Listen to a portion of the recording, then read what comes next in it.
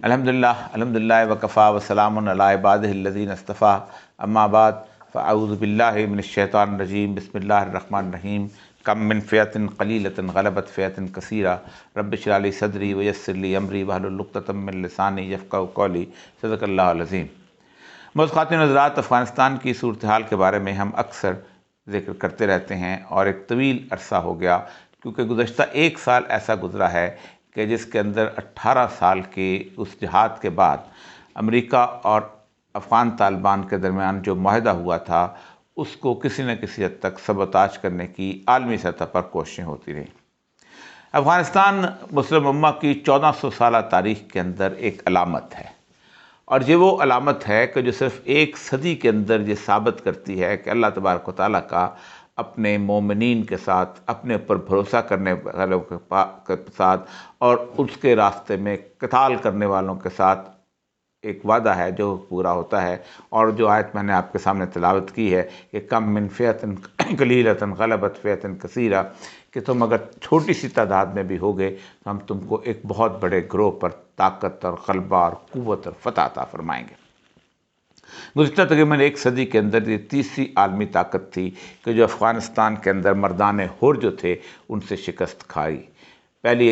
England थी जो कि 1905 के आसपास, आप सोच सकते हैं कि पूरी दुनिया में बरतानिया का परचम लहराता था। कहा जाता था कि बरतानिया के सूरज गुरूब नहीं होता, ऑस्ट्रेलिया से लेके कनाडा तक ताजे बरतानिया जो है उसका सिक्का चलता था। लेकिन जिस वक़्त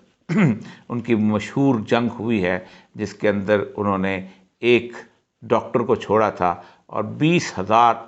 सिपाहियों को कत्ल करके कहा था कि इस तरफ का रुख न करना, और मंटगोमरी ऑन रिकॉर्ड पे है कि it's the first lesson of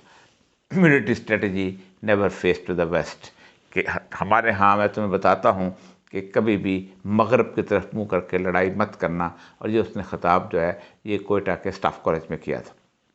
उसके बाद रूस की जंग मेरे और आपकी आंखों के सामने है। वो ताकत जो कि पड़ोस में थी, जिसको सिर्फ एक बॉर्डर क्रॉस करके अफ़ग़ानिस्तान के अंदर दाखिल होना था, काबुल ताजिकिस्तान के रास्ते से होती या कोलाब के रास्ते से होती या किसी और रास्ते से होती, पूरा का पूरा बॉर्डर था, घुस भी गई थी। लेकिन जिल्लत अमेज़ शिकस्त थी जो 88 के अंदर हुई कि अपनी जान बचा के भागते रहे, और उसके साथ साथ पूरे का पूरा सोवियत यूनियन क्लैप्स हो गया। अमेरिका का भी यही सूरत हाल थी। लेकिन इस जंग को और इस तालिबान की फ़तह को दोबारा शिकस्त में तब्दील करने की ख्वाहिशात जो हैं वो बढ़ती चली आ रही हैं। अमेरिका ने हमेशा जहाँ पर भी कोई जंग की सूरत हाल हुई है, उस जंग की सूरत हाल के अंदर हमेशा मुसलमानों की फ़तह को ख़राब करने की कोशिश की है। आज सुबह गुलबदीन हिकमतयार साहब से मुलाकात हुई और वो मंसूरा में आए हुए थे, तो मुझे वो 1992 का पेशावर का वो सारा मंजरनामा याद आ गया कि जिस मंजरनामे के अंदर एक हुकूमत बन रही थी, नवाज शरीफ साहब और काजी हुसैन अहमद साहब ये सब लोग वहाँ बैठे हुए थे, और वो हुकूमत ये बन रही थी कि उस्ताद मुजद्दिदी सदर होते थे और गुलबदीन हिकमतयार जो थे वो उस्ताद बुरहानुद्दीन रब्बानी सदर थे और गुलबदीन हिकमतयार वज़ीर आज़म थे, कि अचानक नवाज शरीफ साहब को बैन शेवरन का एक फ़ोन आता है और वो उठ के वहाँ से चले जाते हैं, और एक शख्स मुजद्दिदी को वहाँ ला के बिठाया जाता है, नॉर्वे के से ख़तीब को, और जिसका कोई ताल्लुक़ नहीं था, ना वो यूनुस खालिस की पार्टी से था, ना वो नबी मोहम्मदी की पार्टी से था, ना वो गुलबदीन हिकमतयार की पार्टी से था, ना वो यूनुस खालिस की, किसी कोई ताल्लुक़, ना मशा मसूद कोई ताल्लुक़ नहीं था अफ़गान जहाद के साथ, ताकि उसको सबताज किया जाए। और चूँकि पाकिस्तान की मरहून मिन्नत थे अफ़गान, इन्होंने उसको मान लिया।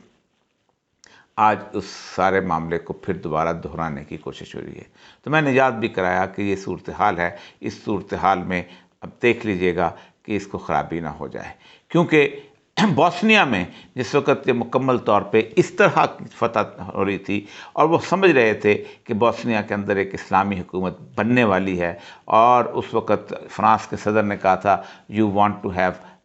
Islamic government right in the heart of Europe और नॉट, तुम चाहते हो कि यूरोप के बीचों बीच एक इस्लामी ममलकत या बने या नहीं बने। اور اس کے اوپر پھر امریکہ نے یوگوسلاویہ پہ خود بامبنگ شروع کی تھی اور پھر ایک ایسی حکومت بنائی تھی جو کانسٹیٹیوشن کے ساتھ چلے اور جس کے اندر آدھے عیسائیوں کا حق ہو تو آدھے مسلمانوں کا حق ہو تو آدھے سرف کا حق ہو، اور ایک ایسی گورنمنٹ بنا دی گئی تاکہ کبھی اگلے دفعہ سوچ بھی نہ سکیں۔ یہی حال چچنیا کے اندر کیا گیا، جب وہاں پر ایک مکمل گورنمنٹ بن رہی تھی تو عالمی طاقتیں کودیں اور کہا کہ نہیں، ایک ڈیموکریسی، کانسٹیٹیوشن، اس طرح کی صورتحال ہے، اس کو لے لیا جائے۔ طالبان کی جو جدوجہد تھی، اس جدوجہد کا نتیجہ یہ نکلا تھا کہ ٹرمپ جو تھا اس نے جو ایگریمنٹ کس بنیاد پہ ہوا تھا وہ یہی تھا کہ امریکہ اور ٹرمپ اور طالبان اس بات پہ ایگری کرتے ہیں کہ تمام انسٹیٹیوشن جو ہیں اسلامائز کیے جائیں گے اس پورے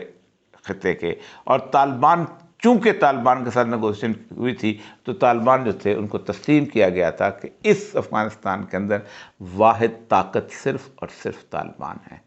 طالبان نے کہا تھا کہ ہم آپ کے ساتھ نیگوشیشن کریں گے، آپ کے ساتھ میز پہ بیٹھیں گے، ہم افغان حکومت کو کچھ نہیں سمجھتے، کیونکہ جس دن آپ چلے گئے، یہ بریف کیس والے لوگ ہیں، یہ آپ کے ساتھ جہاز میں بیٹھے آئے تھے، خواہ احمد کرزئی ہو، خواہ اشرف غنی ہو، یا آپ کے ساتھ ہی جہاز پہ واپس چلے جائیں گے۔ لیکن جو بائیڈن کے آنے کے بعد ایک بہت بڑی تبدیلی اس خطے کے اندر آئی ہے، جس کو اس وقت تک لوگ محسوس نہیں کر رہے، لیکن شاید کچھ عرصے کے بعد پوری دنیا جو ہے اس تبدیلی کے بارے میں، جسے کہتے ہیں، اچانک چونک جائے، کیونکہ امریکہ کی جو ملٹری انڈسٹریل کمپلیکس ہے، وار ہنگری جو انڈسٹری ہے، جو سمجھتے ہیں کہ دنیا کے اندر جب تک ایک وار تھیٹر نہیں ہوگا، جو سمجھتے ہیں کہ جب تک دنیا میں کہیں نہ کہیں کوئی جنگ نہیں ہو رہی ہوگی تو ان کا اسلحہ نہیں بکے گا، یہ وہ انڈسٹری ہے، یہ وہ وار تھیٹر ہے، لگانے والی انڈسٹری ہے جو ایران اور عراق کی جنگ کرواتی ہے، اور آپ سوچ سکتے ہیں کہ صدام کو خود اسلحہ بیچتی ہے، اور ایران جو تھے وہ کانٹرا اسکینڈل کے تحت اسرائیل سے اسلحہ خرید کے صدام کا مقابلہ کیا کرتا تھا۔ بیلجیم کے تاجر ہیں جو دنیا پوری میں یہ اسلحہ بیچتے ہیں، قتل و غارت، تباہی و بربادی، یہ سارے کا سارا ان کا ایک، جسے کہتے ہیں، خاصہ ہے جس سے وہ پیسے کماتے ہیں۔ آپ حیران ہوں گے کہ ٹریڈیشنل ایسٹیمیٹس کے حساب سے، مطلب جسے آپ کہتے ہیں آزاد ایسٹیمیٹ کے حساب سے، عراق وہ ملک ہے، صرف عراق، جس کے اندر ان دو جنگوں کے اندر 22 لاکھ لوگ مرے ہیں۔ جان ہاپکنز جو کہ امریکہ کا اپنا انسٹیٹیوٹ ہے، وہ اس نے جو ایسٹیمیٹ لگایا ہے وہ کہتا ہے کہ 14 سے 15 لاکھ بندے مارے گئے۔ دنیا کا کوئی ملک صرف 14,000 بندے مار کر بھی اس دنیا کے اندر زندہ رہ سکتا ہے؟ اس کے اوپر چڑھ دوڑیں گے۔ یعنی 3,000 لوگ جو تھے یہ صرف مارے گئے تھے وہاں پر، جو کہ ورلڈ ٹریڈ سینٹر کا ہے، اور اس کے بعد آپ دیکھیں کہ افغانستان کے ساتھ کیا ہوا اور عراق کے ساتھ کیا ہوا۔ اس میں بحث نہیں ہے، اصل مسئلہ یہ ہے کہ اب یہ طالبان کی جو فتح ہے اس کو کیسے وہ سمجھتے ہیں کہ ان کو شکست میں بدل، خوفزدہ بھی ہیں، کیونکہ امریکی جو ہیں بنیادی طور پر بزدل ہیں۔ اس نے 2-3 چیزیں انہوں نے پہلی کی ہیں تاکہ اس پورے خطے کے نقشے کو بدلا جائے اور یہاں جنگ کی میدان جو ہیں ان کو گرم کیا جائے۔ سب سے پہلا تو انہوں نے عراق اور شام اور یمن، اس خطے کے اندر اپنے پارٹنرشپ کو بدلا ہے، اور اس پارٹنرشپ کو بدلنے کے لیے سب سے پہلی حرکت یہ ہوئی ہے کہ اسرائیل جو ہے اس کو جو ہے وہ بالکل علیحدہ کر کے ایک انڈیپینڈنٹ سوچ کی طرف لے گئے ہیں۔ آج سے تقریباً 1 سال پہلے مامون جو ان کا سب سے بڑا ربائی ہے، اس نے ایک اسٹیڈیم کے اندر 1 لاکھ لوگوں کو خطاب کرتے ہوئے اعلان کیا کہ ہم یاجوج اور ماجوج کے خلاف لڑیں گے، اور یاجوج اور ماجوج ہیں وہ امریکہ اور برطانیہ اور یورپ کے ممالک ہیں، اور اس نے کہا کہ یہ یورپ جو ہے یہ ابھی تک ہمارے ہولوکاسٹ جو ہے اس کو نہیں بھولا اور ابھی بھی ہم سے نفرت کرتا ہے۔ اس کے بعد عرب اور یہ ساری دنیا جو ہے، جس میں بحرین شامل ہے، موراکو شامل ہے، شام شامل ہے، اردن شامل ہے، اس کو اسرائیل کی صف میں لا کے کھڑا کر دیا گیا۔ جبکہ اسرائیل کے مقابلے کے اندر جو قوتیں آئیں گی، اور وہ قوتیں ہیں ایرانی، میں ان کو بالکل اس وقت جو جنگ مسلمانوں کے آپس ہے، میں جن کو اسلام اور کفر کی جنگ نہیں سمجھتا، ایران کی ہیجمونک قوتیں آئیں گی۔ یہ پرانی جنگ ہے، یہ جو اس وقت کی جنگ ہے جب شام کے اندر رومن امپائر ہوا کرتی تھی، اور بحرین اور یمن کے علاقے کے اندر ان کی امپائر ہوتی تھی، ایرانیوں کی امپائر ہوتی تھی، اور دونوں کی جنگیں چلا کرتی تھیں اس سارے علاقے کے اندر۔ کیونکہ اس 20 لاکھ عراقی قتل و غارت کے اندر شام کے اندر، اس پورے خطے کے اندر ایران کا بھی اتنا ہی حصہ ہے جتنا امریکہ یا کسی اور کا حصہ ہے، اور ایران کو ظاہر بات ہے انہوں نے اپنا علاقے کے اندر اپنی ہیجمنی قائم کرنی ہے۔ تو ایک تو یہ ہے کہ اس سارے خطے کے اندر یمن کے حوثی جو ہیں ان کے بارے میں بھی امریکہ نے اپنے ساتھ سافٹ کارنر رکھ لیا ہے، اور امریکہ سمجھتا ہے ان کے اوپر سے پابندی بھی اٹھا لی گئی ہے کہ یہ ساری کی ساری صورتحال جو ہے جس کو ہم آگے بڑھائیں گے اور ہم ان کا ساتھ دیں گے۔ اور اس کے نتیجے میں یہ ہوا ہے کہ سعودی عرب کے اس وقت آئل ٹینکرز پہ، جہازوں پہ، آئل ٹرمینلز پہ، جہازوں پہ حملہ ہونا شروع ہو گئے ہوئے ہیں، اور ایران ایک ایسی صورتحال میں آ گیا ہوا ہے کہ جس کے ساتھ یورپ نیگوشیٹ کرے گا، اور وہ 5 کنٹریز کی جو پرائم نیگوشیشن ہے واپس آ جائے گی۔ لیکن ایران کو مارنے کے لیے اور ایران کو خراب کرنے کے لیے اور ایران کو تباہ کرنے کے لیے انہوں نے اسرائیل، بحرین اور ان ساروں کا اتحاد جو ہے اپنی جگہ رکھا ہوا ہے، اور دوسری طرف قطر اور ترکی اس کا ایک اور علاقہ قائم کر دیا۔ لیکن جو لنچ پن جگہ ہے، جو وہ جگہ جس کے اوپر سب سے زیادہ اس وقت لڑائی ہے، اور جس کو سمجھتے ہیں کہ یہ علاقہ جو ہے یہ کسی کی وقت بھی اگر طالبان کے کنٹرول میں آ گیا تو یہ علاقہ پورے علاقے کی، پورے خطے کی لیڈرشپ کا رول لے لے گا، وہ ہے افغانستان۔ اسی لیے اشرف غنی کو جو خط 3 یا 4 دن پہلے لکھا گیا ہے، اس سے معلوم ہوتا ہے کہ آئندہ جو آنے والے مذاکرات ہیں ان مذاکرات پر کیسے اثر انداز ہونے کے لیے کہا گیا ہے۔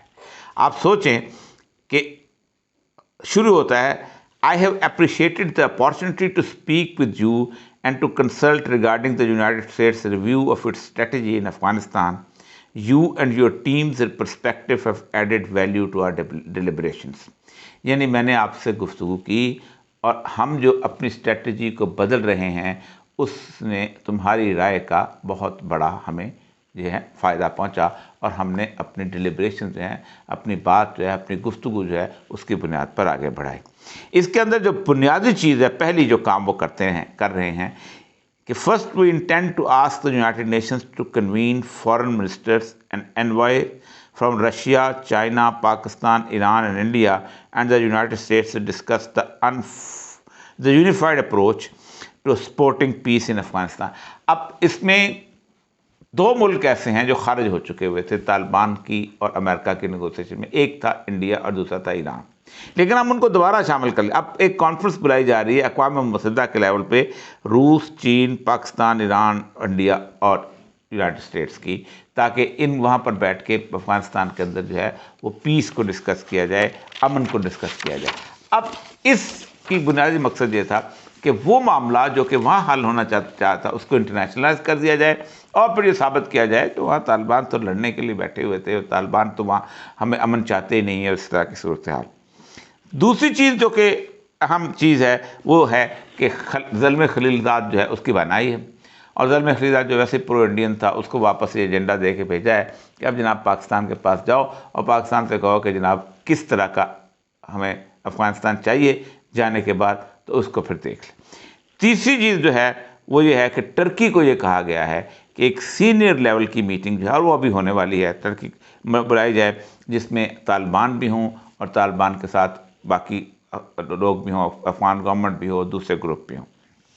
اور فورتھ جو ہے وہ یہ ہے کہ کسی نہ کسی طریقے سے we share your views that every effort must be made to reduce the high level of violence in Afghanistan. یہ ایک بہانہ ہے کہ طالبان نے چونکہ ٹرمپ کے ساتھ نیگوسیشن بھی وقت بھی کہا تھا سیز فائر ہم اس وقت کریں گے کہ جب تمہارا آخری سولجر یہاں سے جائے گا، اس سے پہلے ہم نہیں کر سکتے۔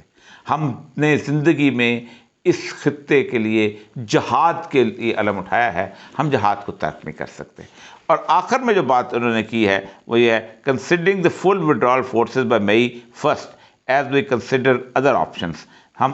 مئی پہلی کو جو ہمارا شیڈول تھا ہم اور آپشنس بھی چاہتے ہیں۔ اس کو کرنے کے بعد یہ ہے وہ خط جو کہ اشرف غنی صاحب کو لکھا گیا۔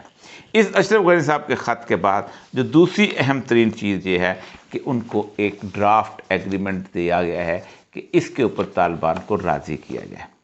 یہ بالکل ایسے ہے کہ جیسے دین کا اور ان کی جد و جہد کا مذاق اڑایا جائے۔ اس میں سب سے ایک تو میں بڑے آئٹمز آپ کے سامنے پڑھنا نہیں چاہتا کیونکہ وہ بڑی عجیب و غریب سے ہے، جو جیسے ہمارے ہاں ہوتا ہے آبجیکٹو نمبر 1 2 3 4 5، لیکن اس میں انہوں نے کہا ہے کہ ایک تو یہ ہے کہ ایک نیشنل پارلیمنٹ بنائیں گے، اور اس پارلیمنٹ کے اندر جو ہے وہ بائی کیمرل ہوگی، یعنی جیسے ہمارے یہاں سینٹ ہوتا ہے ویسے وہاں سینٹ ہوگا، جیسے انڈیا میں سینٹ ہوتا ہے ویسے سینٹ ہوگا، ایک وہ چیز ہوگی، ایک کانسٹیٹیوشن آپ بنائیں گے، سارے ڈرافٹ کریں گے، کیونکہ بنیادی طور پہ آئین کا مسئلہ یہ ہے کہ آئین طالبان جو ہے وہ کہتے ہیں کہ آئین کی ہمیں ضرورت نہیں ہے جب کہ ہمارے پاس قرآن پاک موجود ہے۔ اسرائیل جو ہے، جب ڈیوڈ بن گوریان آیا تھا 1948 14 مئی میں، تو ڈیوڈ بن گوریان نے تقریر کرتے ہوئے کہا تھا we are not going to write down a book which has status more than Talmud and Torah, ہم کوئی ایسی کتاب تحریر نہیں کریں گے جس کی حیثیت اور جس کی مقام اور مرتبہ جو ہے تالمود اور تورات سے اوپر ہو۔ دی کانسٹیٹیوشن آف اسرائیل از تورا، اسرائیل کا آئین تورات ہے، اور آج تک اسرائیل نے آئین نہیں بنایا اور ان کا معاملہ چل رہا ہے۔ طالبان بھی یہی کہہ سکتے ہیں کہ ہمیں کسی آئین کی ضرورت نہیں، کیونکہ ہوتا کیا ہے پھر آئین مقدس ڈاکومنٹ ہو جاتی ہے۔ آج پاکستان میں آپ دیکھ لیں، پاکستان میں آئین کی سزا جو ہے وہ موت ہے، لیکن کیا قرآن کی خلاف ورزی کی سزا موت ہے؟ نہیں ہے۔ اس کا مطلب ہے کہ مقدس ترین ڈاکومنٹ جو ہے وہ آئین ہو جاتا ہے۔ اس کے اندر پھر انہوں نے جوڈیشری کے بارے میں یہ کہا ہے کہ وہ تمام سپریم کورٹ کا سٹرکچر بھی ویسے ہوگا جیسے انٹرنیشنل کورٹس کا ہوتا ہے اور دوسری چیزیں ہوتی ہیں۔ ہاں اس کے اندر جو ہے کہ جو ہے شریعہ لاء جو ہے وہ اس کو ہم کسی نہ کسی حد تک رکھیں گے، اور آپ اندازہ کریں کہ non state customary and traditional resolution of civil dispute shall be permissible and promoted as long as consistent with the Afghan state law including its protection for women's rights and other۔ اب women rights کا اس میں وہ چھڑا گیا لا۔ اس کے بعد پاکستان کی Islamic ideology council کی طرح کی ایک کونسل بنائی جائے جو کہ شورا ٹائپ ہو، جس کا مشورے کا مقصد ہو اور وہ کرے، اور ایک اسٹیٹ لیڈرشپ کونسل ہو، وہ بھی ایڈوائز کرتی رہے حکومت کسی اور طرح کے۔ نیو کانسٹیٹیوشن اور الیکشنز کیے جائیں۔ یہ ہیں وہ سارے کے سارے خطوط جو کہ افغانستان کو سمجھتے ہیں کہ افغانستان کو ہم ایک جمہوری افغانستان بنا کے چاہیں گے، ورنہ ہم یہاں سے نہیں نکلیں گے۔ ان کو اندازہ نہیں ہے کہ وہاں پاکستان کی سیاسی پارٹیوں والے لوگ نہیں موجود، وہاں وہ طالبان ہیں کہ جنہوں نے اس خط کے اور اس سارے کے جواب میں صرف یہ کہا ہے کہ ہم نے پہلے دن سے یہ تصور کیا تھا کہ ہم اس افغانستان پر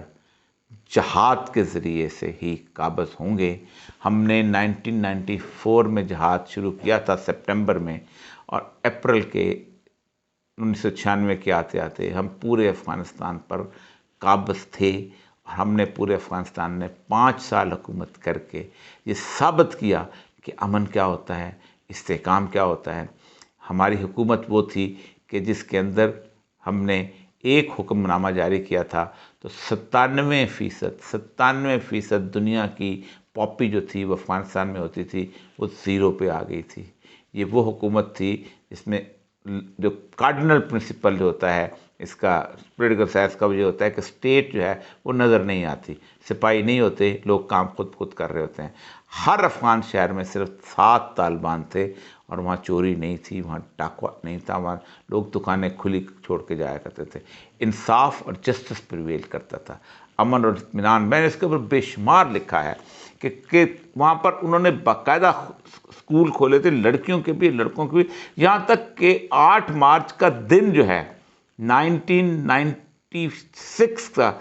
کابل یونیورسٹی کے اندر منایا گیا، 1998 کا کابل یونیورسٹی کے اندر منایا گیا تھا، اور باقاعدہ۔ اور اس کے بعد جب انہوں نے یونائٹڈ نیشنز والوں لوگ آئے تھے تو آپ عورتوں کی تعلیم کے لیے، تو انہوں نے کہا ہم عورتوں کی تعلیم کے مخالف نہیں ہیں، لیکن جیسے تم دلوانا چاہتے ہو کہ وہ مخلوط اداروں کے اندر ہوں، ویسا حال ہمارے پاس نہیں ہے۔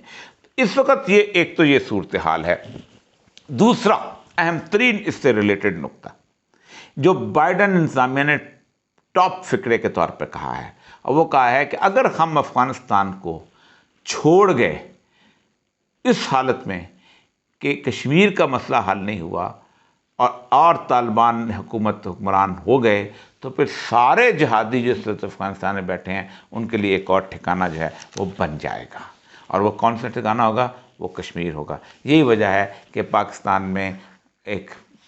इसे कहते हैं पीछे के लेवल पे एक उन्होंने आपस में मईद यूसुफ और अजीत डोवल की बात गुफ्तगू चला के बैकडोर डिप्लोमेसी करके उन्होंने सीज़ फायर करा दिया है। आप सोचें कि इस वक्त ये मेरे हाथ में वो उनकी वो मेजर रिपोर्ट है, ये है इस्तफान सेंटर की, अलकायदा इन द इंडियन सब कॉन्टिनेंट। मार्च में जिस दिन तालिबान जो थे उन्होंने वहाँ से एग्रीमेंट किया था, अलकायदा ने अपना हेडक्वार्टर भारत में शिफ्ट कर दिया था और उस दिन से उन्होंने वो रसाला जो नवाए अफ़गान जिहाद निकालते थे उसकी जगह नवाए ग़ज़वतुल हिंद कर दिया था और उन्होंने कहा था कि अब हम हिंद के अंदर जिहाद शुरू करेंगे। अब उनकी ऑर्गेनाइजेशन वहाँ इंतहाई मजबूत हो गई है और कुछ दिनों के अंदर अलकायदा का जो नया लीडर है सैफ अल अदल वो शायद चार्ज ले ले, क्योंकि अहमद ज़वाहिरी की तबीयत ख़राब है और उनका फोकस ये है कि अमेरिका को अब हम, क्योंकि तालिबान अफ़गानिस्तान में अपनी जंग जो है ख़ुद लड़ रहे हैं, अमेरिका को हम भारत में देखेंगे, क्योंकि एक मजबूत भारत जो है वो अमेरिका की बहुत बड़ी ज़रूरत है चीन के मुकाबले के लिए। ये उनकी पेंटागन की इंडो पैसिफिक स्ट्रेटजी है। इस इंडो पैसिफिक स्ट्रेटजी के अंदर ये आई थी नवंबर 4, 2019 के अंदर। इसके तहत 2,70,000 अफवाज जो हैं वो तकरीबन इंडो पैसिफिक रीजन में पहुंच चुकी हैं, अमेरिकन अफवाज। 2,000 जहाज़, फाइटर प्लेन्स, 3 बड़े बहरी जहाज़ों के ऊपर, फ्लीट्स के ऊपर मौजूद हैं। 4 मुल्कों का इत्तेहाद बन चुका है जिसे क्वैड कहते हैं, एक जापान, ऑस्ट्रेलिया, इंडिया और अमेरिका, जो चाइना की कंटेनमेंट करने वाला है। तो ये पूरे खित्ते के अंदर वो समझते हैं कि इससे पहले कि अफ़गानिस्तान में तालिबान की हुकूमत बने, हम कश्मीर को किसी न किसी तरीके से हल करें। बेशक इंडिया को कुछ लालच दे के और पाकिस्तान को कुछ लालच दे के इसका वो 4 टियर जो हल है उसका किया जाए, लेकिन ये हल होने वाले नहीं हैं, क्योंकि सैयदुल अंबिया सल्लल्लाहु अलैहि वसल्लम की अहादीस से जो सिनेरियो बिल्टअप हो रहा है वो यही है कि खा रूस की अभी कॉन्फ्रेंस जो होने वाली है वो हो या टर्की की कॉन्फ्रेंस होने वाली वो हो, तालिबान इस घटिया किस्म के प्लान के ऊपर मुत्तफिक नहीं होंगे, क्योंकि उन्होंने पहले दिन कहा था अगर हमने इस जमहूरियत को मानना है, अगर हमने इस तरह के आइन को मानना है तो फिर हमने 19 साल लोगों का खून क्यों बहाया। आज लातादाद ऐसे लोग थे जिनके भाई, जिनके बच्चे, जिनके बाप अफ़गान जिहाद में गुज़श्ता 30 साल से यहाँ बेचारे शहीद हुए। आज मैं उस महफ़िल में बैठा हुआ यही सोच रहा था कि इस 30 सालों के अंदर ये पूरी की पूरी कौम किस लिए तैयार की गई। इसलिए तैयार की गई कि ये वो खुरासान की कौम है कि जिसने सैयदना इमाम महदी के जाके साथ देना है, उस वक्त साथ देना है कि जब पूरे अरब के अंदर तबाही हो चुकी होगी। रसूलुल्लाह सल्लल्लाहु अलैहि वसल्लम की हदीस है सबसे पहले फ़ारस तबाह होगा। मैं ईरानियों से भी कहता हूँ कि अब इस जंग में मत कूदें। आप जो समझ रहे हैं कि आप इस जंग में आएंगे तो आप शायद खाना काबा पे कब्ज़ा कर लेंगे या मस्जिद नबी आपके हाथ में आ जाएगी या आपके पूरा इलाका आपके ऊपर कंट्रोल कर देगा, और अरब ये समझते हैं कि हम ईरानियों को ख़त्म कर देंगे और मुकम्मल तौर पर हम उनका मज़हब ख़त्म कर देंगे। बिल्कुल गलत है। रसूलुल्लाह की हदीस बड़ी खौफनाक मंजर पेश करती है। किताब अल-फ़तन की हदीस है पहली कि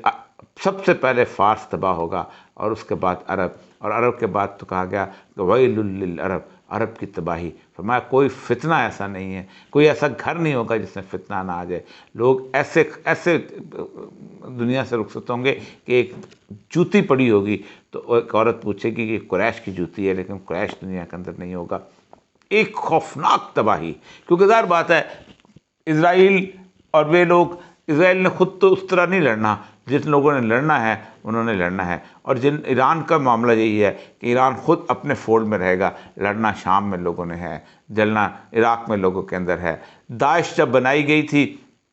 अमेरिका ने ख़ास तौर पे बनाई, तो आप सोचें कि किस पॉपुलेशन में उसने खालिसतन एक ऐसा बंदा नहीं है कि आप सोचें कि जो कि शिया हो जिसको उन्होंने कत्ल किया हो। उन्होंने सुन्नी पॉपुलेशन को मारा, कत्ल गारत किया, घर उजाड़े, सब कुछ किया। इस तरह ईरानी जब आए तो उनका अपना एक रिफ्ट जो अरब के साथ चल पड़ा। बशार अल असद की फ़ौज ने, अलवियों ने सुन्नियों को मारा, सुन्नियों ने शियों के शहरों को, फवाद और कुफरिया के ऊपर कब्ज़ा किया। हलब और इदलब की जो लड़ाई है ये क्या है? مسلمانوں کی آپس میں لڑائی ہے، لیکن یہ لڑائی جو ہے یہ بہت خوفناک ہو جائے گی، اور اس خوفناک لڑائی میں جب سیدنا امام مہدی جو ہیں، کیونکہ حدیث یہی ہے کہ ایک بادشاہ کے مرنے کے اوپر اختلاف ہوگا، اور امن و امان کی حالت یہ ہو جائے گی کہ مدینہ سے امام مہدی، جب مدینہ جو ہے وہ سیف نہیں رہے گا، وہ ہجرت کر کے مکہ آ جائیں گے، اور مکہ میں رکن یمانی اور حجر اسود کے درمیان ان کی بیعت ہوگی۔ آپ سوچیں کہ جو بیعت منعقد ہوگی تو اس کو سن کے شام سے ایک لشکر نکلے گا، اور وہ لشکر جو ہے وہ ان کے مقابلے میں آئے گا، اور وہ لشکر مدینہ سے آگے جب بیضاء کے مقام میں پہنچے گا تو وہ دھس جائے گا۔ یہ واحد نشانی ہے رسول اللہ صلی اللہ علیہ وسلم نے جو بتائی ہے، جو امام مہدی کی پہچان بتاتی ہے۔ وہ لشکر دھسے گا تو یہ وہ لوگ جو افغانستان کو اس وقت تک فتح کر چکے ہوں گے، جو افغانستان کے اندر طاقت کے ساتھ موجود ہوں گے، اپنے جھنڈوں کے ساتھ ان کی مدد کو پہنچیں گے۔ تو اب یہ جو خط ہے، یا یہ جو پروگرام ہے، اور یہ جو انڈو پیسفک اسٹریٹجی ہے، اور یہ جو سب کچھ ہے، اس ساری کی تیاریاں مکمل ہیں، صرف ہماری تیاری مکمل نہیں ہے۔ ہم شاید سمجھتے ہیں کہ جیسے امریکہ چاہتا ہے ویسے اس دنیا میں ہوگا، ایسا نہیں ہے۔ اب بہت کچھ ہوگا، اور اب تک جو کچھ ہوا ہے ویسا ہی ہوا ہے جیسا میرے آقا سید الانبیاء صلی اللہ علیہ وسلم نے فرمایا تھا۔ وآخر دعوانا الحمدللہ رب العالمین۔